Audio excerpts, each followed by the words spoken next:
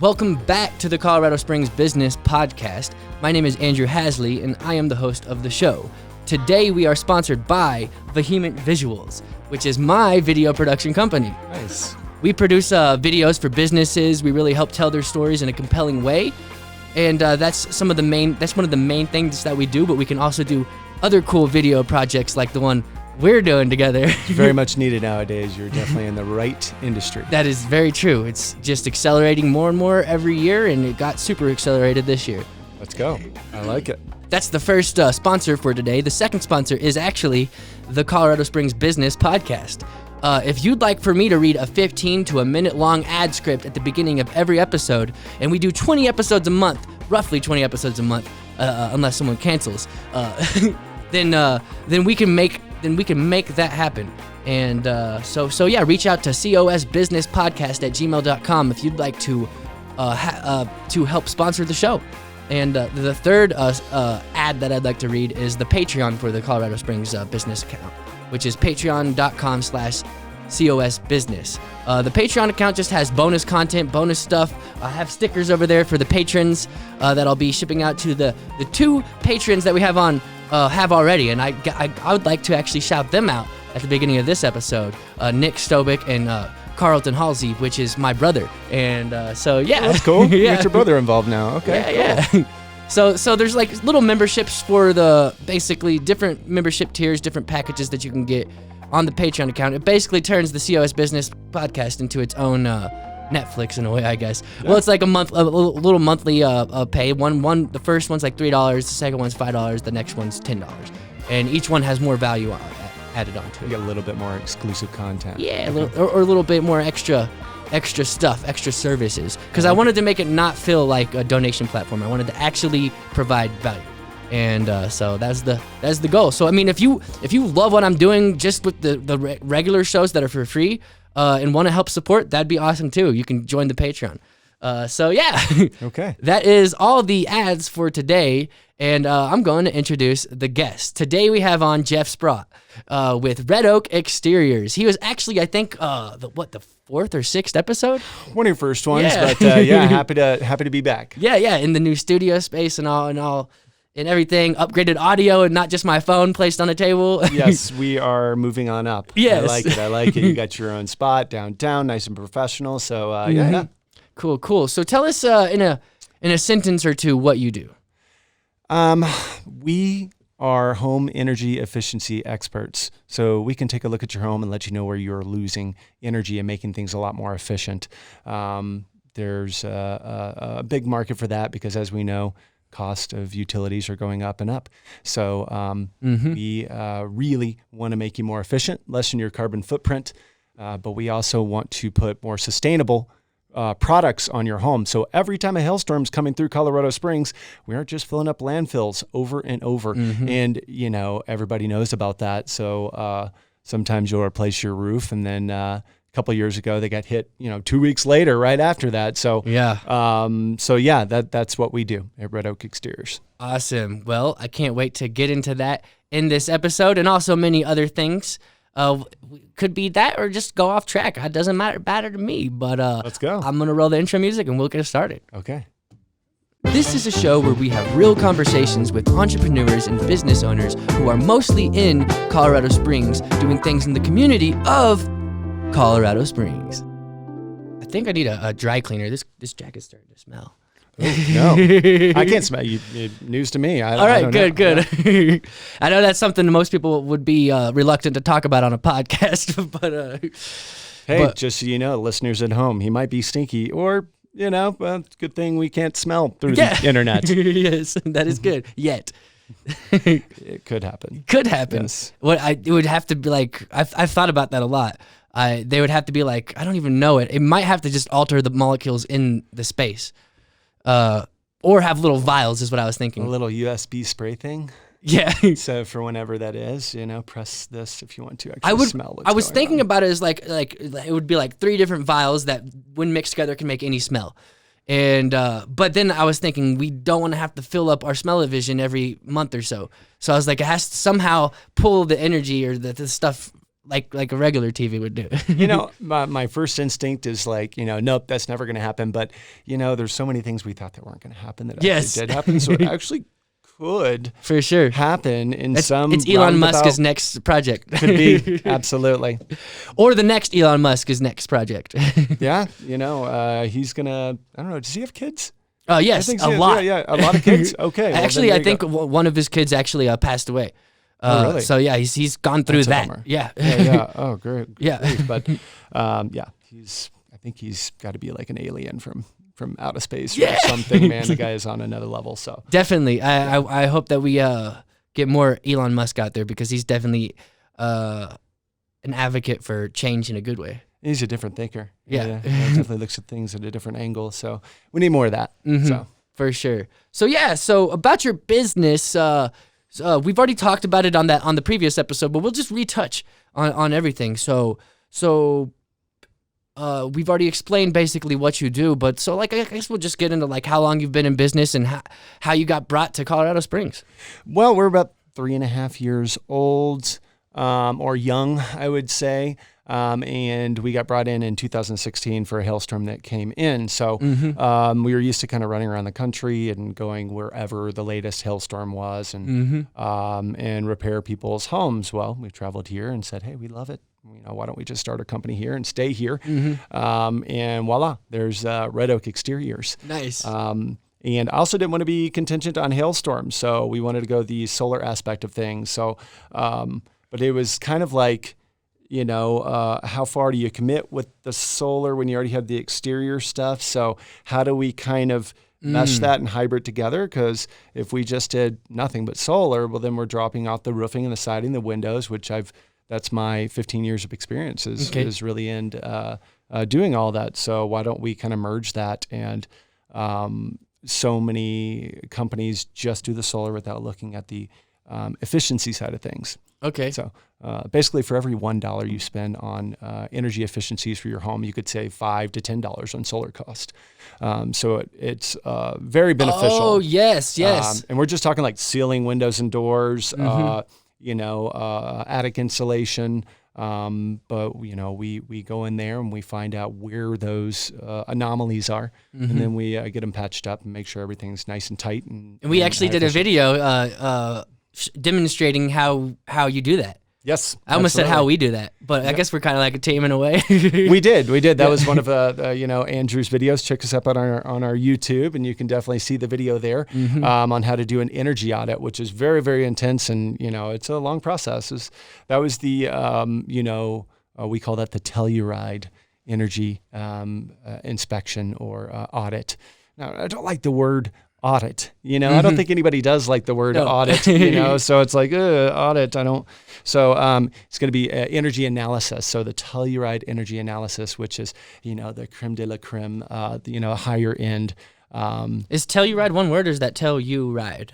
It's one word. Okay. But my grandmother, when I was a kid and we were skiing, she was like, "I tell you, it was a ride." Okay. And I'm nice. like, "Oh, Grandma, it's a good, a good little saying there." But for sure, I'm sure we're not the first. But either way, that it's cute regardless. For sure, I like it. We're trying to explain the different levels of energy audit. So the first one, which is called the Monarch, so that we come in there with a thermo camera and take a look around and let real basic stuff, exterior inspection, and let if you need more attic insulation, things like that. But then it goes up to the Keystone, which is where we actually bring in the blower door. That's putting a 20 mile an hour equivalent to 20 mile an hour wind through your home. What it's doing is it's pulling air out of your home, so exacerbates any leaks or holes or anything like that. And then that we bring in like a $8,000 thermo camera, and we bring in our audit, like inspection specialty person, and then we grade your home, let you know on your envelope.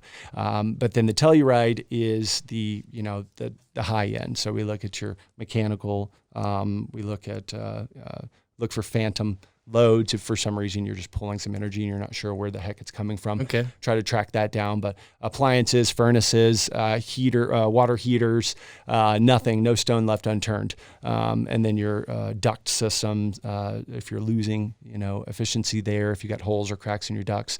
So we look at everything. So again, the Monarch, then Keystone, and then the Telluride. So nice. Those are the 3 different ones. And a lot of people, they get solar panels to help save energy and potentially save money, and you take it to the next level.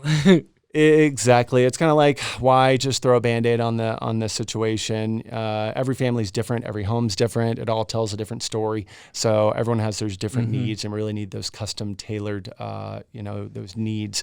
So instead of just throwing solar up without kind of asking any questions, we want to find out what's going on. We want to be more sustainable. We want to think about, what we're leaving for our kids and those questions that come up. So, the information that we get is very, very valuable. So we can kind of combine the information we get with a package that works for everybody, and it really makes the solar go so much further.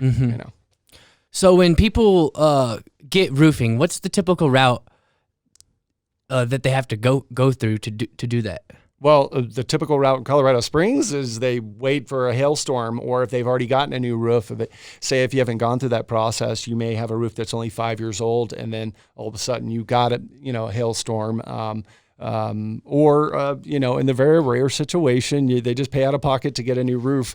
But we come out, we get things measured, and then of course we quote you and let you know what kind of products we're really kind of pushing. Again, to be more sustainable. So, but like it's usually through an insurance company, right? Yeah, I mean, I would say 99% in Colorado Springs, it's hail claim alley is really what it is over here. So that's why our goal is we want to find out what materials really are more sustainable. Class 4, class 3. They have class 2 and class 1, but you don't really get a discount from your insurance carrier. But those are all the different classifications for materials that have been rated against hail and what they can withstand. And all classes are not the same. So really, class 4 is where most insurance carriers give you a discount, and that protects up to a 1.75 inch hailstone. And that's been tested to where it withstands for the most part. But nothing's hailproof. I think they should go a little bit further, class 4, class 5, class 6, and so on, to find out really what each material does, because every class 4 they're not created equally. Some can withstand a lot more, and some withstand not that much. Then how did they make that grade? It's all standardized. So it's all tested with a 1.75 inch like ball bearing. And like one of these? Yep. So I've got a couple cool little ball bearings. So this right here is a 1 inch. It's just 1 inch, and just dropping that. I don't want to mess up. It's kind of heavy. I mean, it's kind of all beat up anyway. Yeah, so it's boom. That drops. It does some damage. I mean, we built an ice cannon. Yes. So it's really sweet. So it's ASTM. So it's not like something we just built in our backyard. Like, we did build in the backyard. Yeah, but, I was about to say. But there's some real science and engineering behind it. Because you have a degree in or is that something else? No. So Jesse works with us. Yeah. Yes. He's an engineer. He's getting his master's in engineering, and he's a TA right now. So he really did the research, was, hey, this is what we need to do to make things more scientific and make things more usable data information. So we came up with this ice cannon. So we can go anywhere from 25 to like 50 PSI. So it's got an air pressure cabin in there. But then we have a barrel that we can switch off. We have a 1 inch, 1.5 inch, and then 2 inch that we can shoot from our cannon. And the goal is we want to test a bunch of different class 4 materials, find out who's really doing the best out of the different manufacturers out there. But then also we want to take it the next step, which is looking at different siding products, gutter products, all those different things to see what we can really make more sustainable. And it's going to be a comparison video, essentially. And did you know that comparison videos work really well on YouTube? Yeah, evidently they do. And the one thing that, we wanted to do, if anybody knows me, I'm all about the tech. I like tech. I love connecting things and having cool gear and hardware and software and things that communicate and stuff together. It's a double-edged sword actually, because, when it's going well, it's great. When it's not going bad, it makes me want to, pull my hair out. But we. Is that why you cut your hair? No, I'm just kidding. It needed to go. Yeah. It was too much in bed and waking up and having a scratch and, just all over the place. One thing I don't like one thing I like about having long hair is not having to worry about haircuts. When you're actually growing it out on all sides. I cut my sides and now I have to maintain it. Absolutely. And I'm back on the schedule now, so yes. I have it in there. So we're at 5 weeks now. Every 5 weeks, it's scheduled out. Nice. You got to do what you got to do, right? For sure. It does. I mean, haircuts. It's interesting how well a haircut can just change your appearance in a good way. I'm thinking like you take a homeless person off the street, you give them a haircut. They don't really look homeless anymore, even though they still are. But yeah, no, absolutely. It makes those show when you see the people, Yeah. getting the makeover and everything. It's pretty hardcore. Hey, I realized I left my water in. All right, we're back. Yes, I got water. You gotta hydrate, man. Especially that's why it's a good idea for me to bring water bottles, because we're talking. Yeah, no, absolutely. I can see how that might come up, and I was like, oh man, right when we got going, it was almost like the second right we started, it was like, I left my water. Oh yeah, and it was just bugging you. About it, so I definitely wanted to get it because, my mouth was getting a little parched. Yes. There you go. All right, so I don't remember where we were, but I think we were talking about the different videos and what we're planning on doing. So yes. That is, so there is a standard that they use to test all these classifications. So class 4 hail. It doesn't mean all shingles are equal. It doesn't at all. Some perform way better than others. In fact, I was on a... Do you think they'd make that... That's why you said you wish they had 5, 6, 7, because... Let's push it. They just stop at 4. They just stop at 4. So that means that things could get better but not be classified better. And 4 is 1.75 inch hail. Yeah. And we get that, know, but 1 inch hail, as you'll see in our videos, it can damage a shingle, no problem. I mean, Can I put these shingles on my car? I mean, I guess you could. You probably scratch it up pretty good with all the granules and stuff. Yeah. But that's probably a really dumb idea. Hey, we can spitball and shoot different ideas out there. How would we do that anyways? We would have to kind of very custom roofing, that's for sure. I don't know that it would really shed water the way we'd want it to. We'd have to, think about that. But the windows you can't really protect, though. I think probably just doing a mattress like you see sometimes on when you're driving around, when the hailstorms are coming. You'll drive around in a different neighborhood. You see people in Colorado Springs. I see someone throw like three pillows on top of their car, and that was it. And they were small pillows. They put all their blankets on there and wrap it around it or whatever. So you got to do what you got to do. I would, but I'd never pay attention to the weather unless I'm filming outside. This is true. So I wouldn't. Just make sure you got full coverage. Otherwise, but I know everybody can't have full coverage, or for sure, or you just have a beater and you don't care. You already have hail damage on it and you don't really care. So, Well, I heard that hail can total a car. Yeah. I know that blew my mind. I was like, how does that even happen? Like the water just ruins it once it gets in, or? Well, I mean, when it busts out the glass and your headlights, and then you get all the little creases where the panels and stuff, meat for your body. And when those are busted, it's really hard. Like PDR can only go so, paintless dent repair can only go so far. When they get hit so much to the point where it flakes the paint, then you have to repair that, smooth it out, and then it get prepped to paint too. So it's a lot more work than like just a little 1 inch hail that does little dings or something like that. So what classifies as total? Total mean that it doesn't run, or it just costs more to fix it than to. I mean, it's different for every car. So if you've got a car that's valued at, say, $5,000 and you've got full coverage, well then, it's not going to take that much body work to get it up to being totaled. So I think it's 75%. I don't know. 75%. I don't know. I'm not a PDR guy. It is a percentage of the cost. I'm pretty sure they say the car's valued at $5,000. Once you get up to $3,750 or whatever that is, then then it's then you might as well get totaled out. another car Yeah. for And then that's where gap $5,000. insurance and stuff like that comes in. So if you do get busted up like that, especially with a brand new car, your car depreciates. So it's if you paid $40,000 for a car, and then as soon as you drive off the lot, it drops down to $30,000. Yeah, that's weird, dude. So then they have gap insurance. So then if that car got totaled that same day, then they would pay $30,000, the value for that car, minus your deductible, of course. Yeah. And then your gap insurance would take in the difference. But if you don't have gap insurance, then you're just gonna have to buy another used car for $30,000 Yeah.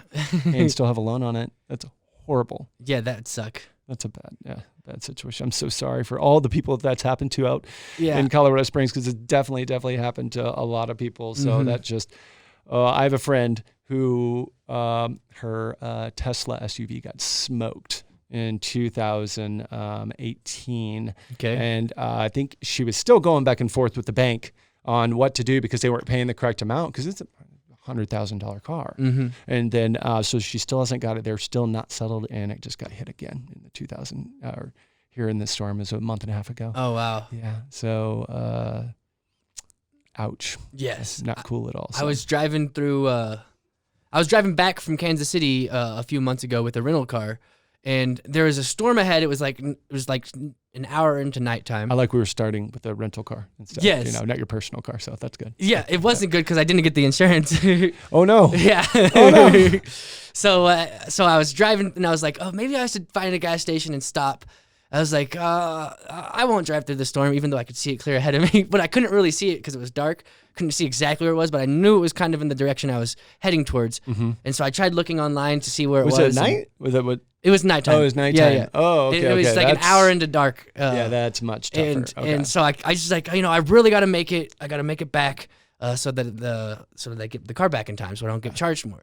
And I kept driving, and then like 15 minutes into it, it just started hailing on the car, and I was like freaking out, like, oh my God, I should have got the insurance, like freaking out. It's like, I was almost certain that there was damage on it, and I went out, I pulled over afterwards. It looked clean as a whistle. Like, it was good. like, that was so good. But there was an SUV that got like blown off the road. Oh wow. Not an SUV, but 18-wheeler? a camper. Oh, camper. Yeah. Okay, yeah. Someone's one of those camper guys. just got Okay. blown. Like, I seen him drive past me when I pulled over, and like he was just kept going with it. Like, it's like, should have pulled over.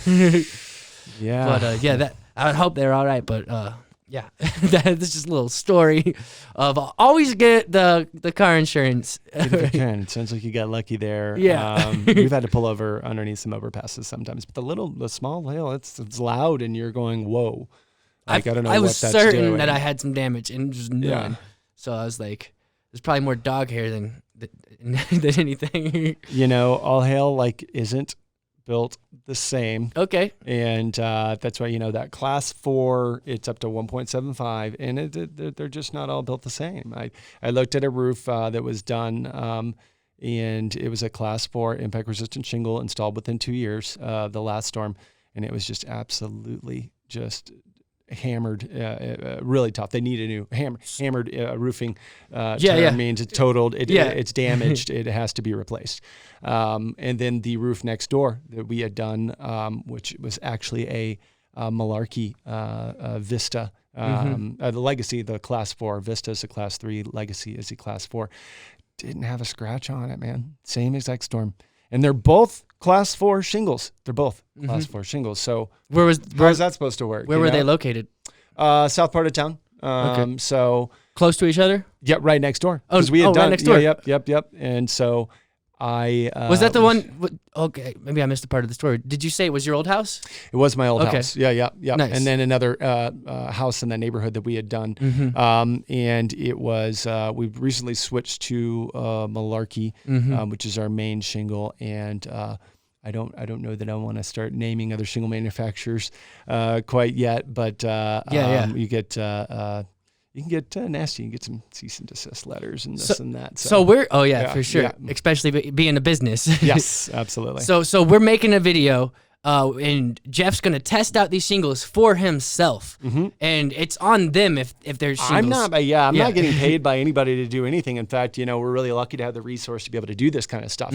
And I'm really trying to think this thing through because I want to do maybe we do a plexiglass background. You know what I mean? So like instead of regular OSB decking for roofing, which is just plywood, right? Instead of doing that, we do plexiglass. I was just thinking because it's all about the backside of that shingle. So class 4 doesn't necessarily mean that the shingle may look beat up.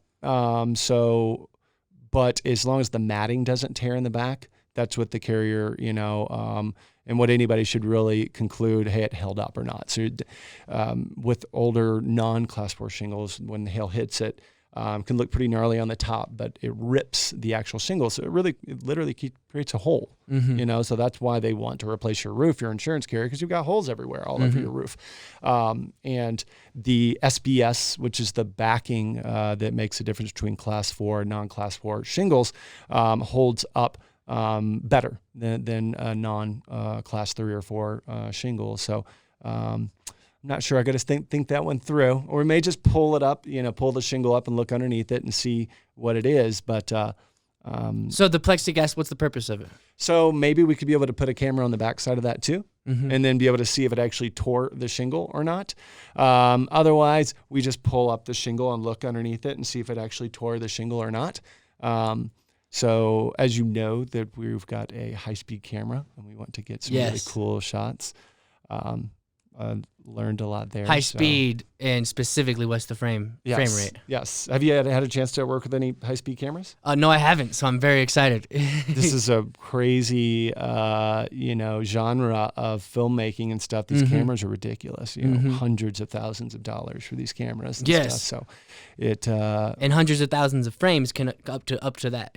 Yeah. So it's like so slow-mo. The opposite. I guess it's really super super fast, as in it'll record up to 1,000 frames in a second, or maybe 10,000 frames in a second. Or if you want to go really high, you can go higher. But it ain't. There's a camera that was able to track a light beam going through a Coke bottle.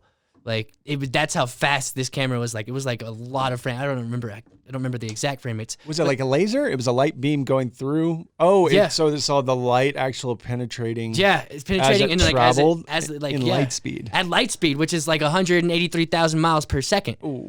Per second. So it's like they have to your engineer could probably do the math right now to we could actually probably figure out how fast that thing was going. Yeah. But yeah.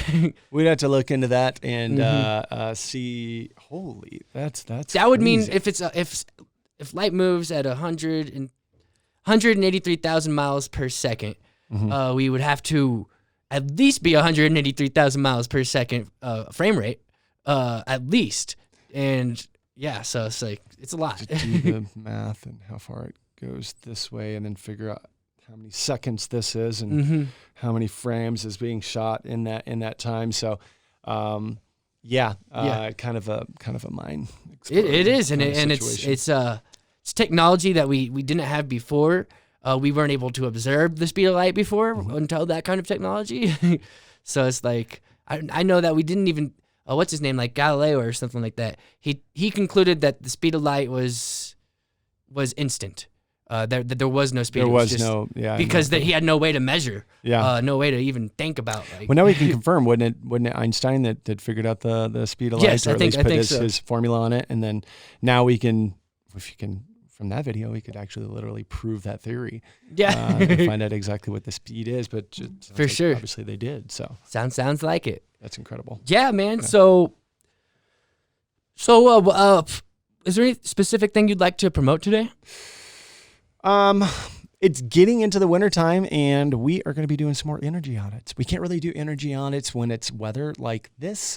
We need a difference for all of our military friends out there, the delta. Nice.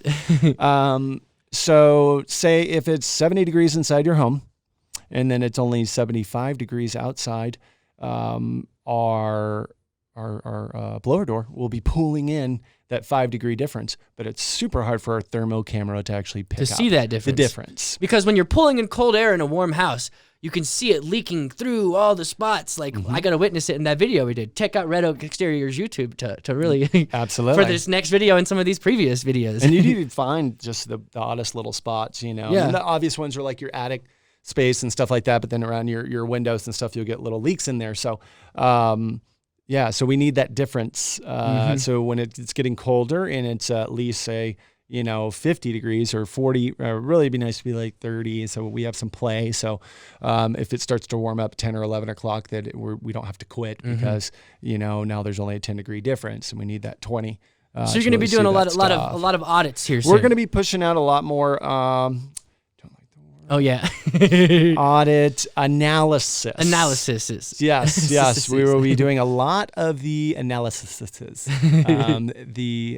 Keystone and Telluride is where we bring in the blower door. So doing those energy analysis, which is cool. Yeah. There's this. You ever heard of like transhumanism, where people want to modify their bodies and just do all that stuff? Well, there's some like... Is that like Elon Musk and the chip that they're talking about? I guess so, brain? Yeah. That would be like that a little bit. And that chip probably could help you. There probably could be an app for what I'm about to say. But there's you can get some glasses, or you can even modify, like, you can give yourself extra senses. Like if you put magnets in your fingers, you can sense metal. Okay. Or, just different kinds of senses. But these people, they had these glasses that they created that were like... that detected heat waves. Yeah. And like he was walking around with them. And he's like, when you don't have a sense, you don't know. But when you have a sense, there's certain it's like an added sense. Like imagine being like snakes have heat vision. So they're like experimenting with the sixth sense. This extra sense. And he was saying that when he would go out, he could see what cars had just got there, like the ones that parked, and what cars didn't, because you could see the heat. Did he have dreadlocks and a mask on? And a little thing that he could put on his wrist here? Yeah. Is that Predator? No, that's exactly what we're talking about, though. Yeah, Having that exactly. extra sense. He's just hitting these different things. Well, what is he seeing now? That's. But I was just thinking like that'd be like it's interesting how like the applications for it, we just don't know of them really yet. The advantageous parts of them that just are just.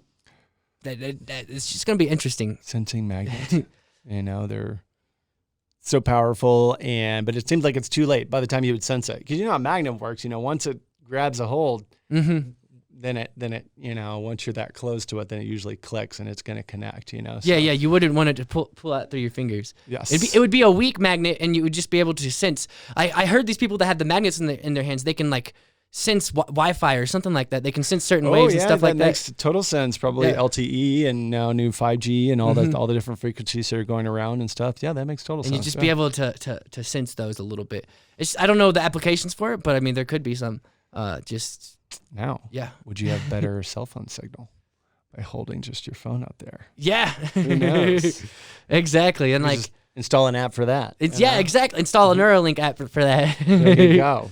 Yeah, that Neuralink, our last episode we did on last Friday, me and Evan Litford, we talked about that a little bit, went deep into the Neuralink. And I could see Elon Musk being brought up on this show a lot just because I'm a big fan of his, Gary Vee has been brought up on this show a lot. I've actually, like, over the last month, I've kind of, like, tried to back off from bringing him up so much. What, Gary Vee or? Gary Vee. Gary Vee, yep. Kind of replaced it with Elon a little bit, just because I just talk about him so much because I have so much influence from him. No, absolutely, and I loved Gary Vee. Yeah. At the times, my brother who really influenced or told me about him, and then he actually met him once, a little get together in Houston. And, nice. He got the selfie and sent it to me, but nice. He makes me feel lazy, so I'm trying to take a step back and how can I be more efficient? If he makes you feel lazy, look at David Goggins. He'll really make you feel lazy. Yeah, that guy is. He didn't quit. Didn't know the word quit. No, he doesn't. Absolutely. He runs until he's got broken toes. Like that's what he was doing, just running and running. And you're saying that like everything in his body is telling him to stop, because, but then you keep on going, and then you plateau through to this new pain threshold that your body was undiscovered, and now you can keep on going. And and there's even more than that too, like the mental part of it, because he was like running. He did a 100-mile a race with massive fucking thighs, like. Like that. By that I mean like he was benching a lot at that time. Yeah. It was like that was when he first got into running, and he decided to go for 100 mile. So he's just running for 100 miles like with all this like weight, extra weight, and like he broke like his feet, like his toes, like while running, and just kept running with broken toes. Like, yeah, it's that's an interesting fella right there. Yeah, when he said it, he did it. So I don't think I have to. Yeah, no, for sure. That's. You just start running a little bit more. Yeah, it motivates me to at least do more. Yeah, and to really exercise. And I've been not studying, but I've been like just trying to get myself in better shape, and mentally and physically as well. And so I've been trying to run within the first hour of waking up, because apparently you are okay. That helps you sleep better at night if you run within the first hour of waking up, or do any kind of exercise of waking up. I guess it's good. You can kind of help you skip coffee too. At least get you going. Yeah, get you going. Though I really do get an energy drink first still, anyways. Yeah, there you go. Get a little kick, a little shot to get you going. Yeah. Okay. I just gotta. There's a lot of things that I want to get aligned in my life that I haven't yet, and that I think could help me go further faster. And that's what I'm working on, and just putting into work and getting things done. I'm editing 2 video business cards this week. We're doing a video shoot, and literally on next Tuesday, I'm doing a video for Naomi right here. She's got this really cool dance project that she's put together. It's like she wrote out like a whole like choreographed like a whole screenplay basically for it. It's like 80s themed. But yeah, I'm really excited to be a part of that as well. That's good. And so how long are you running? How far are you running? Not very long. I would like to run longer. I'm really just pushing myself to get 15 minutes in, 15 minutes of straight running, or just going to Palmer Park and running all the way to where the overlook is. Okay. And then like just getting to that overlook, and then looking around for a little bit, breathing in the air, and sometimes maybe do a meditation session right there, and then I'll run back to my car. And I just want to like not take up too much time. I would like to run for an hour straight. I'd also like to meditate for an hour straight. I haven't done either of those yet, and those would be pretty hard. I listened to was it Michael Shelley, or I'm chopping this thing up. I gotta look it up, but it's Mike. He's on YouTube, and that's what I use to actually meditate and stuff. Okay, which is really cool. I don't want this to start playing any audio. I've been using the Calm app, even though there's a paid version for it, and I haven't got that yet. But Michael Sealey, there you go. Okay. Sealey, Michael, and he's got all kinds of different meditations and stuff, and calming your mind to being more productive, to killing bad habits, and that's really good. Like, because I think just get really busy, and you need that time. Yeah, meditation is really important, but it's like after like running like hard, and then like you're at this beautiful overlook of Colorado Springs, and you just after you just ran, a meditation is like hits at a different level, like because you're just like kind of there, and then you kind of like, okay, let's bring it down. It feels really good. Like there's a high that you get from it. Yeah. And it's runner's high. Yeah. And then like you got that runner's high, and then you're meditating on the runner's high. Okay. So it's like it's pretty cool. So like the first, like I struggle with, and like David Goggins helps me with that. When you first start running, the first minute or two can be like you want to give up within like the first minute. It's like there's that little thing. But after you get past that and you push yourself past that first minute, and you're like 3 or 4 minutes into it, it comes again. But then you're like, I just got through the first one, I can get through. And then you're like, I'm almost to the summit, or I'm almost to the overlook. Why would I give up now? Yep. And then like I'm telling myself, like it's crazy how this self-talk actually, like you have to have that in there. It's like you're almost there. Like keep it going. Keep it going. Yeah, and, it's like, why would you give up now? Like, and like doing that trickles down into other parts of your life. Like if I'm editing and I have like a long editing run that I have to do, essentially, like get through the first hour, and like it's like, no, keep going for another hour. Push yourself a little longer. On editing. And editing is like a creative task a lot of the time. Sometimes it's pretty. Sometimes it's just like monotonous on certain parts of it, but it is a creative task. So you can drain that creative creative side of your brain. You can drain that easily, and so a lot of times with editing, I'll have to like break it down into like sessions throughout the day. But if I could, it's like I remember when I first started YouTube, I was doing a daily vlog, and there was days where I would be editing for 12 hours straight. Whoa. Like I would take like a break and eat, but it's like I don't even know how I did that. Like I wasn't even getting paid. And then how long was your video? They ran from like 5 to 20 minutes. And so that was just editing your video, though. Yes. But that was that in the beginning of your editing, kind of my filmmaking career, kind of when you first started doing it. Yes. So you were still getting used to, whatever you use, I guess Photoshop, CC, Adobe Premiere. But I mean, Premiere, editing in any software, it's still there's a learning curve. Absolutely. And getting and really like ingraining that. Yeah. Talk about like doing the work. Like I was doing the work. You're putting the work in, absolutely. 12 hours for a 20-minute video or 5-minute video. Yeah. For sure. And like, I mean, as you do it more, you get better. And like, there's still certain times where it surprises me why it takes so long. Like, I don't understand. Like that last video we did, I don't understand why that one was taking me so long. Oh, the roofing video. Yes. And we go through all the different, what's this and what's that. Yeah. But it did take me like 5 times longer than I would have expected. And it's just those things that just come out of nowhere that you don't. Well, you're kind of forced to like learn all these different things that it's not your trade. Mm-hmm. So you're having to kind of learn and understand what we're talking about exactly. And it's kind of in an alien space. So I totally, respect the grind and the hustle you got to do to get that done. For sure. If you don't know, you either got to call the person you're working with, or B, you have to Google and just do research and figure it out. And that's what's cool about being the video guy for businesses. I get to experience so many different industries. Yeah. I did a video for a bounty hunter recently. Yeah. That was. We went on a ride along. Did you go? Did you? Okay. We went on a ride along without filming. Like it was all screenplayed. It was all scripted. The film we actually did, but we went on the ride along before I wrote the screenplay to really get a feel of what they did, and it was pretty cool. Going out there and like intense. And fun. Like I wasn't scared at all. Yeah. Okay. For some reason, I don't know why. Maybe I'm weird, but you guys creeping out somebody? And watch him. We know he's in there. We know he's in. We're just watching. They did run up on a house. Went to the front door and like I was watching how they have one dude watching on one side while one dude's going around and another dude. And there was no one at the house though. But it's interesting. Like certain things scare me and certain things don't, and it's weird which ones do and which ones don't. Like for some reason, I get nervous when I'm in the hood in Kansas City, even though I've been there a lot.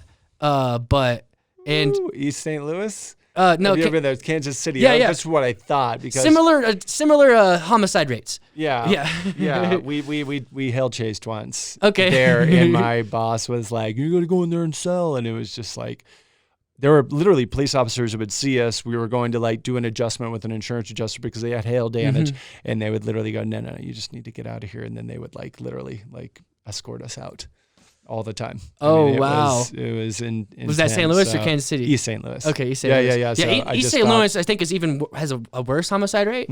Like but it's up there with Kansas City. Like it's pretty bad, but like. I know lots of people who live there. One of my friends right now would be laughing at me for saying that because he lives there every day his whole life. That's just how it is. And some things just make me nervous. Like I can do that. I can go on a ride along and not be afraid. No big deal. Maybe it's because there's people who have guns. I don't know. I haven't been on a ride along, so I don't know exactly what that's like. But I'm sure it's a little, especially if you're like tracking somebody. You're trying to find them and get that going. So. Yeah. But I guess we're running up close to an hour. So I guess we'll close this out. It's been a fun conversation. And like I said, I love it when we go off rail. I wanted to say one more time, we are going to have that video coming out. And I only showed that 1 inch. This is the 1 inch. And then we have the 1.5. Yes. And then, of course, we have the 2 inch. This does some real damage on this thing. So it's going to be fun. We have the slow-mo camera. We're going to put it all together. Thanks for, of course, having me on. Definitely. All right. Well, we'll see you guys on the next episode of the Colorado Springs Business Podcast. And bye-bye. Bye, guys.